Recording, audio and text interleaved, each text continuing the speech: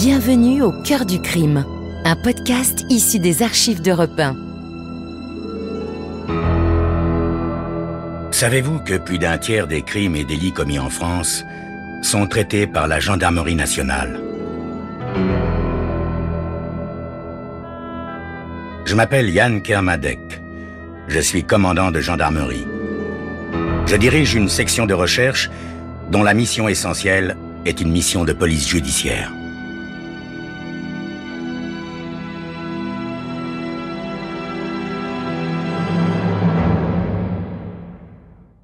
L'histoire que je vais vous raconter est une histoire vraie. Tous les faits sont réels et se sont déroulés en France. Seuls, les noms des personnes et des lieux ont été changés.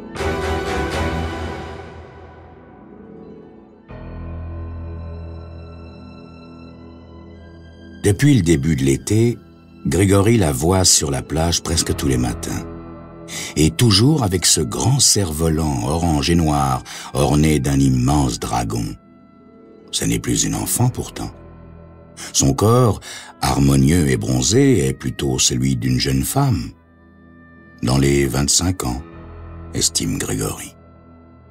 Un jour, il finit par être tellement intrigué de la voir s'amuser à ce jeu, à son âge, qu'il se décide à traverser la plage pour lui poser la question. C'est un matin de la fin du mois d'août. « Excusez-moi, mademoiselle, mais je vous ai observé tout l'été. Vous êtes là presque tous les jours à faire voler ce cerf-volant. » La question n'a pas l'air de la surprendre ou de l'importuner. Elle lui adresse même un joli sourire. « J'aime me faire bronzer, mais pas en restant toute la journée étendu sur le sable. Comme ça, au moins, j'ai l'occasion de bouger tout le temps. » Une explication qui en vaut une autre, se dit Grégory. De toute façon, il a d'autres préoccupations en tête. À force de le voir tous les jours, toujours seul, longer le front de mer, bavarder avec les commerçants ou les estivants, et regarder autour de lui avec cet air de chercher quelque chose, sans vraiment savoir quoi, il a fini par devenir une sorte de personnage dans cette modeste station balnéaire. Certains le prennent pour un original, d'autres pour un policier. Parmi les endroits de prédilection de Grégory, il y a aussi un petit cinéma miteux sur l'esplanade, spécialisé dans les films érotiques d'un goût douteux. Le gérant, M. Smedlik, l'aime bien, ce client pas comme les autres, ce client qui n'a pas l'air de s'intéresser du tout à ces films, mais qui n'en manque pas un. « Bonjour, M. Smedlik, ça marche les affaires ?» « Ah, salut Grégory. Et non, on peut pas dire que ce soit la grande influence aujourd'hui. Pourtant, c'est pas un navet pire que les autres. Vous allez y jeter un petit coup d'œil ?» Grégory prend un billet et va s'installer au dernier rang. Il connaît maintenant presque tous les habitués des lieux. Quand il s'est assuré qu'il n'y a aucun nouveau parmi la vingtaine de spectateurs, il se lève et sort. Par acquis de conscience, il s'arrête tout de même à la caisse. « Aucune tête nouvelle dans les parages ?» demande-t-il négligemment à Smedlik. « Mais vous me posez toujours la même question tous les jours, Grégory. Vous le savez bien, ici les gens, ça va, ça vient. » 5 minutes plus tard, Grégory est devant le kiosque à journaux. Il choisit un quotidien où s'étale à la une ce titre en caractères énormes. Le maniaque au couteau a fait une nouvelle victime. Au bar, il lit attentivement l'article tout en avalant distraitement un sandwich et un café. « Ça fait la 3e en 6 mois, » dit le serveur en épongeant le comptoir devant Grégory. « Si ça continue, les filles pourront bientôt plus se promener toutes seules dans ce patelin. » Grégory marmonne quelque chose d'indistinct et finit son sandwich. Puis, il plie le journal et reprend son interminable balade dans les rues. Son prochain arrêt est pour le Blue Moon. Le Blue Moon est un bar assez malfamé qui ouvre à 2 heures de l'après-midi. Il y vient au moins 3 fois par jour. C'est là qu'il revoit la fille, mais cette fois, sans son cerf-volant. « Hello !» dit-elle en s'asseyant délibérément sur le tabouret voisin. Grégory lui jette un regard distrait. « Où est votre cerf-volant ?» Il n'aurait pas pu passer la porte, et puis il faut bien que je le laisse se reposer un petit peu de temps en temps. Dites, vous m'offrez un verre? Je ne connais même pas votre nom. Polly West. Je prendrais bien une bière. Grégory commande 2 bières au garçon, puis se tourne vers la jeune fille. Vous habitez par ici? Seulement pour l'été. Une amie me prête son appartement. Et vous? Vous vous appelez comment? Grégory. Grégory comment? Grégory tout court. Polly West allume une cigarette et avale une gorgée de bière. Vous avez bien dû passer tout l'été ici. Ouf, ici ou là. Ça fait un moment que j'ai remarqué que vous me regardiez. Non, mais je veux dire, avant de me parler du cerf-volant, j'ai demandé à Sammy qui vous étiez. Sammy Carp est un personnage dans le coin, une sorte de bricoleur de génie qui connaît tout le monde et semble être partout à la fois. Et qu'est-ce qu'il a répondu? Demande Grégory. Que vous étiez un flic ou un intermédiaire. Vous savez, intermédiaire pour la drogue. Grégory se met à rire. Il y a si longtemps qu'il n'a pas ri qu'il en est tout surpris. C'est amusant, ça, oui. Vraiment amusant. Polly l'observe avec un petit sourire. Alors? Lequel des deux êtes-vous? Faut-il absolument que je sois l'un ou l'autre? Non. En fait, je viens de vous voir il y a quelques minutes au comptoir. Vous avez l'air passionné par cette histoire de crime, de satire. Mademoiselle West, à quoi riment toutes ces questions? Je ne peux donc pas être un type comme tout le monde, un type en vacances tout simplement? Il faut vraiment que je sois un flic, un drogué ou un assassin? Chacun de nous est quelque chose, monsieur Grégory. Ah, moi, voyez-vous, je me suis arrêté d'être quelque chose il y a pas mal de temps déjà. Sammy m'a dit aussi que vous fréquentiez très assidûment ce cinéma que tient Smedley. Ça n'a pourtant pas l'air d'être votre genre. Je pourrais en dire autant de vous, mademoiselle. Ce bar n'est pas le genre d'endroit où on s'attend à voir une jolie fille qui joue encore au cerf-volant. Polly West sourit sans rien répondre. Ils finissent leur verre et sortent du bar ensemble. Après une petite promenade sur la plage, ils se séparent en promettant de se revoir. 2 jours plus tard, Polly West invite Grégory à prendre un verre dans son appartement. C'est un immeuble de 3 étages dont le charme des œillets contraste bizarrement avec ce quartier populeux de la plage. « Ça vous plaît ?» demande Polly en leur servant 2 thés glacés. « Oui, beaucoup. » « N'est-ce pas là qu'habite Proctor? »« Si, au rez-de-chaussée. Il gère une dizaine d'immeubles de la station. Vous le connaissez? » Oui, c'est justement le gérant de la résidence où j'habite. Grégory a souvent aperçu Proctor dans la petite station balnéaire. Il ressemble davantage à un boxeur qu'à un gérant d'immeuble, mais il a l'air d'un brave homme. « Et où travaillez-vous » demande-t-il encore à Polly. « Nulle part cet été. » Tiens, c'est bizarre. Ah oui? Mais vous-même ne donnez pourtant pas l'impression de vous tuer à la tâche. J'ai quitté il y a 6 mois une grosse compagnie d'assurance. J'y touche encore des commissions, enfin, suffisamment pour vivre ici. Grégory fait ensuite dévier la conversation sur des sujets moins épineux. 1 heure plus tard, ils bavardent presque comme de vieux amis, confortablement installés dans des transatlantiques sur le balcon. En contrebas, la plage est baignée par l'obscurité. Et soudain, Polly se penche vers Grégory. Sa voix est presque un murmure. « D'après vous, Grégory, qui a tué toutes ces femmes? » « Quelles femmes? »« Celles du journal. Ces 3 femmes. »« 4, corrige-t-il. Et aussitôt, il se mord les lèvres pour en avoir trop dit. « Comment ça, 4 ?»« Oui, il y en a eu une autre le mois dernier. La police n'a pas lié le fait aux autres, mais c'était sûrement le même homme. » « Comment le savez-vous, Grégory? » Mais les circonstances sont identiques. La femme a été atteinte de plusieurs coups de couteau. Son corps a été trouvé lui aussi dans un sous-sol et elle a été tuée le matin pendant l'absence du mari et des enfants. Je suis sûr que la police a fait le rapprochement, mais les journaux locaux ne l'ont pas mentionné parce que ça s'est passé dans un comté voisin. Vous avez l'air rudement documenté sur la question, Grégory. Tout en parlant, Polly s'est levée et s'est rapprochée de lui, les mains derrière le dos. Grégory se lève à son tour et recule en chancelant, comme saisi d'un vertige. « Mais qu'est-ce qui se passe, Polly? Qu'est-ce que vous essayez de faire ou de prouver ?»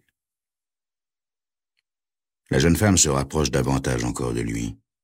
« Voilà le couteau du crime, Grégory, le couteau qui a servi pour toutes ces femmes. » En 3 enjambées, Grégory gagne la porte qu'il ouvre violemment. Il se rue dans le couloir, frôlant au passage un visage, le visage d'un inconnu dissimulé dans l'obscurité et qui attend. Enfin, il est dans la rue, loin d'elle, loin de tous, courant droit devant lui. Jamais une telle terreur ne l'a envahi. Jamais, sauf peut-être il y a 6 mois, quand la première victime a été tuée. Mais qui est donc le mystérieux Grégory? Un policier? Peu probable. Un assassin? Pas très vraisemblable non plus. Alors qui?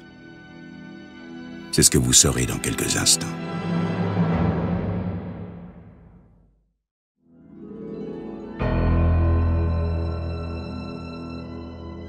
Depuis le début de l'été, Grégory passe son temps à déambuler dans les rues d'une petite station balnéaire, à faire le tour des cafés et des bars comme s'il cherchait quelque chose ou quelqu'un.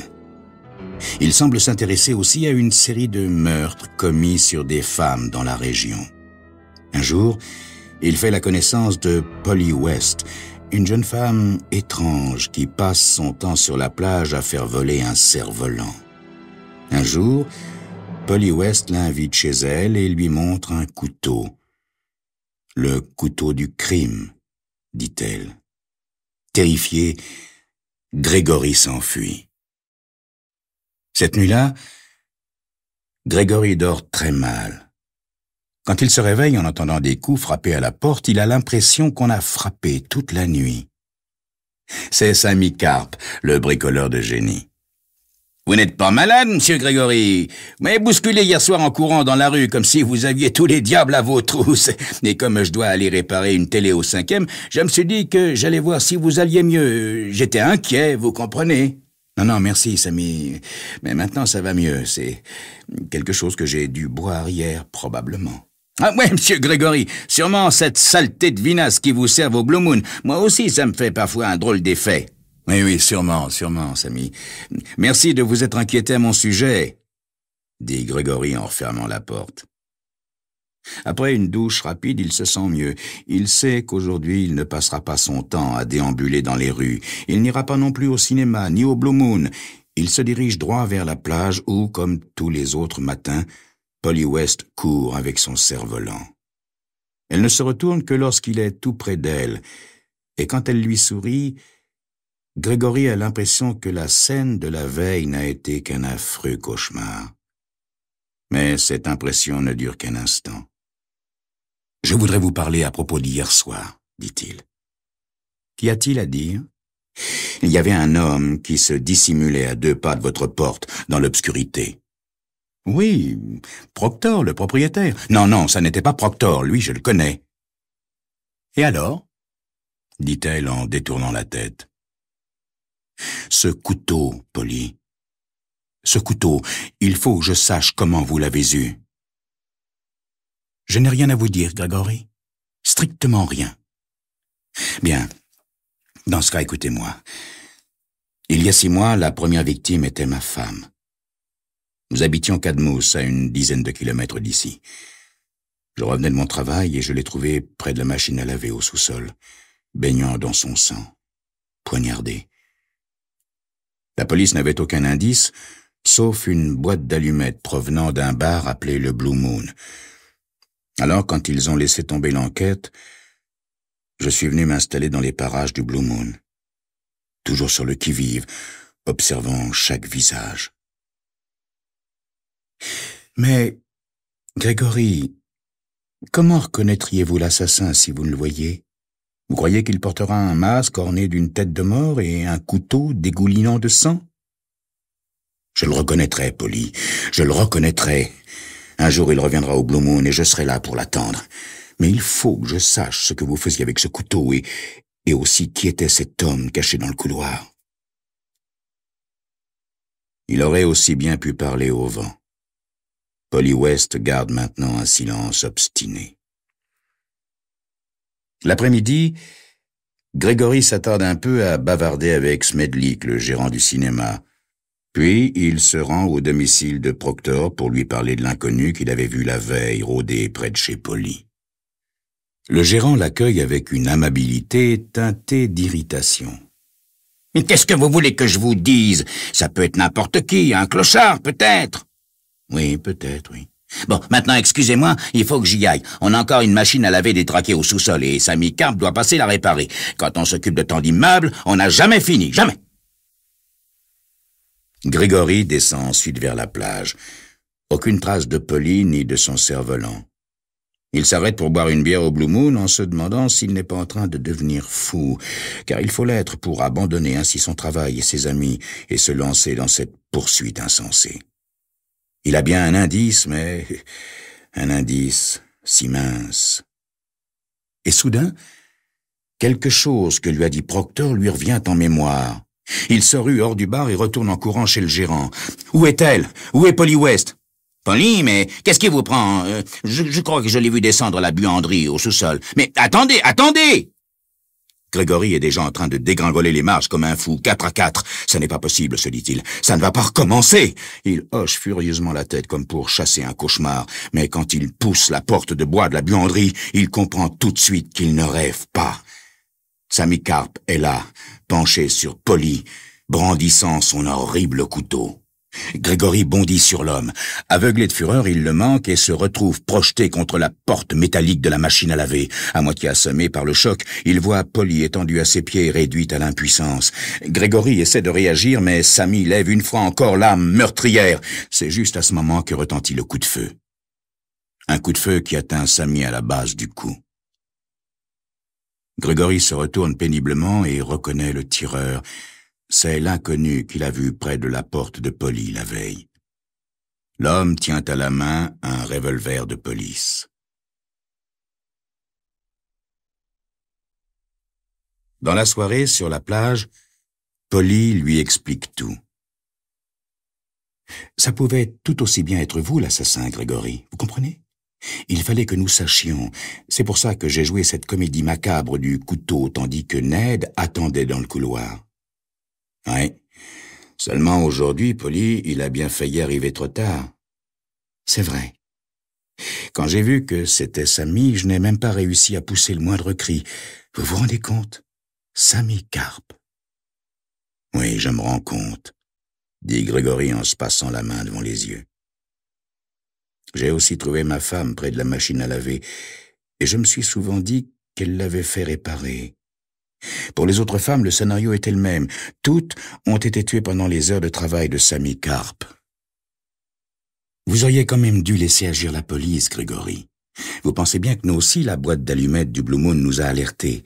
C'est pour ça qu'on m'a envoyé ici avec ce cerf-volant tout l'été, juste pour attirer l'attention. Oui, ça on peut dire que votre cerf-volant a attiré l'attention. La mienne, mais aussi celle de Karp. Voyons, Polly, il est peut-être grand temps de songer à devenir raisonnable. Je veux bien essayer, mais seulement si vous acceptez de m'y aider, dit Polly avec son beau sourire, en se blottissant dans les bras de Gregory. Je veux bien, Polly. Je veux bien, dit Gregory, délivré enfin de son cauchemar.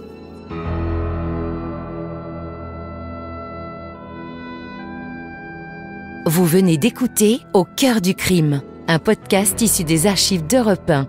Réalisation, Julien Tarot. Production, Estelle Lafont. Patrimoine sonore, Sylvaine Denis, Laetitia Casanova et Antoine Reclus. Au cœur du crime est disponible sur le site et l'appli Europe 1. Écoutez aussi l'épisode suivant en vous abonnant gratuitement sur votre plateforme d'écoute.